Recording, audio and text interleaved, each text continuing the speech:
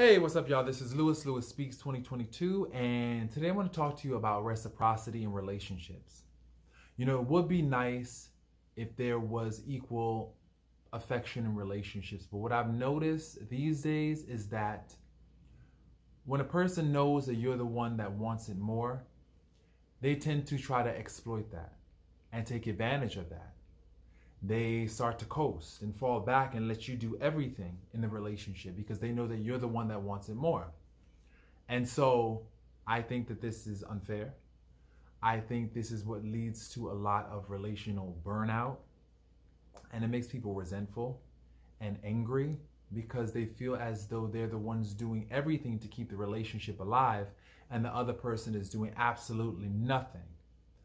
And I think this happens a lot in relationships where you have the one who is tending and the one who is being tended to. You know, they have a saying where in every relationship there's the gardener and there's the rose. And the gardener is always the one working and tilling the field to make sure that the rose looks beautiful and shines. But what about the gardener? What about their needs? You know, in a healthy relationship, you're able to alternate between these two roles of gardener and rose. There's sometimes when one partner is the gardener and the other partner is the rose, and they reverse those roles in a healthy relationship. But I've noticed these days when people see that you're the one that wants it more, they try to fall back. And me personally, when there's no reciprocity in a relationship, that's when I have to bounce. That's when I have to say no more. Because I refuse. I refuse to be the one carrying the weight in a relationship. And that's why I'm single. You know, that's why a lot of people are single, because they don't want to keep on getting played. They don't want to play themselves. And you always break your own heart when you do the most in a relationship and are not getting that back.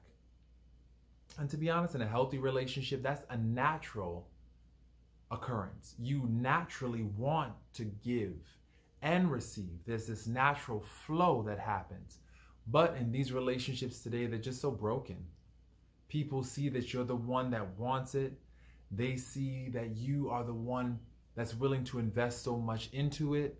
So then they just sit back. They start relaxing. And it's that unwillingness to offer reciprocity. It's that relaxation, you know, feeling like you could just relax and coast and just let the other person do it all. That's problematic. And that happens a lot.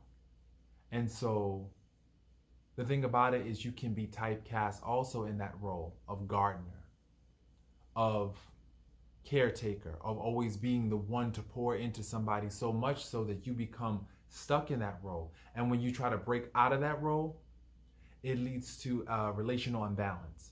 You know, it leads to this feeling of role confusion, you know, and role strain even, because the person's so used to being the rose. They're so used to basking in the sunlight of your generosity. And then when you take that away, they start to feel unloved because the dynamic has shifted. So you need to make sure at the very beginning of a relationship that you establish the fact you are going to be both gardener and rose. And the person thinks that they can coast on your generosity, your kindness. Guess again.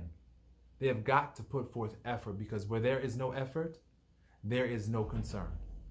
As long as a person as long as they can get away with giving you less, that's exactly what you're going to get. Because people, we naturally search for discounts. When you go into the grocery store, you look for a discount. You're looking for what's on sale. So that way you can spend your money in other places. And the same applies to human beings. They're looking for an emotional discount. They're looking for a relational discount. Who is going to give them more bang for their buck, so to speak? Who is going to make it worth their while? Who is going to allow them to save what they have while the other person spends what they have? So they're looking for a discount. And I'm sorry, I don't give discounts. When it comes to my heart, I don't give no discounts. Period. You either pay full price and know that going in, or we won't be. It's just that simple. Because I refuse to give you a discount on my love. And anybody that wants a discounted heart, guess what? You get what you pay for. You're going to get a heart that's basically half-hearted. You paid half price. You're going to get half love, half time. So the point of all this, be full-time in your relationships. Pay full price. Be willing to understand that you will be both gardener and rose. And if you're not, there's a problem with that relationship. If you're not being watered, if you're not being fed, if all you're being fed is complaints or expectations that you're always the one tending to somebody. No. Not fair. Not going to happen. Not going to fly.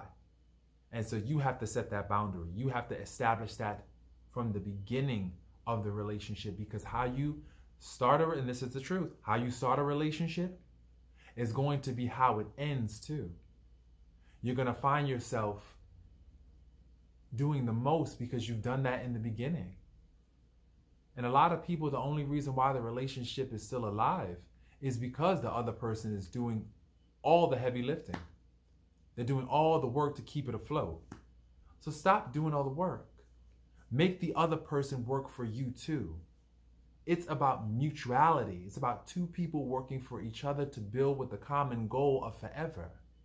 And if you are not in that mindset, stay out of a relationship. And don't waste nobody's time and don't awaken somebody's feelings if you're not ready to fully invest and commit to them with consistency. Consistency, that's the key. So I hope that this video was very helpful. I hope that it was very instructive. And feel free to share. Feel free to comment. I definitely welcome the dialogue. And I hope everybody has a wonderful, wonderful day. Peace.